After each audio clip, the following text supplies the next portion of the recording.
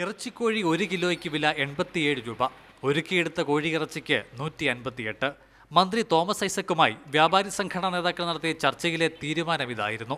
എന്നാൽ ഇന്നത്തെ വിപണി വില ഇതുമായി യാതൊരു ബന്ധവുമില്ലാത്തതാണ്. ഇറച്ചിക്കോഴിക്ക് ശരാശരി 120 രൂപയാണ് വില. ഒരുക്കിയെടുത്ത ഇറച്ചിക്ക് വില 200. സമരം തുടങ്ങുന്നതിന് മുൻപുണ്ടായിരുന്ന വിലയിൽ നിന്നും കാര്യമായ മാറ്റമില്ലാത്ത അവസ്ഥ.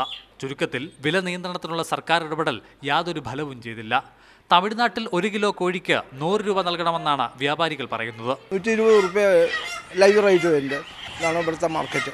പിന്നെ അവിടെ എന്തെങ്കിലും വ്യത്യാസം വരുന്നതിനനുസരിച്ച് ഇവിടെ ചേഞ്ച് വരും. സർക്കാർ ഇടപെടലിൽ ആശ്വാസം കണ്ട് കോഴി വാങ്ങാനെത്തിയവർ പലരും വില കേട്ട് ഞെട്ടി.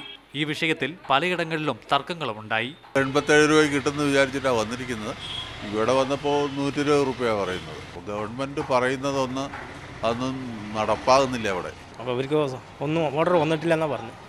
അപ്പോൾ വാങ്ങിട്ട് പോകാമല്ലോ, നിർത്തിയില്ലല്ലോ. ചിക്കൻ കഴിക്കാമോ, ചിക്കൻ തന്നെ വേണമല്ലോ. 14.5% ഉണ്ടായിരുന്ന നികുതി പൂർണ്ണമായി ഒഴിവാക്കപ്പെട്ടതിന്റെ ഗുണം ഉപഭോക്താക്കൾക്ക് കിട്ടണമെന്ന നിലയിലാണ് ഇറച്ചിക്കോഴി 87 രൂപയ്ക്ക് വിൽക്കണമെന്ന് സർക്കാർ നിർദ്ദേശം വെച്ചത്. മാതൃഭൂമി ന്യൂസ്, പാലക്കാട്.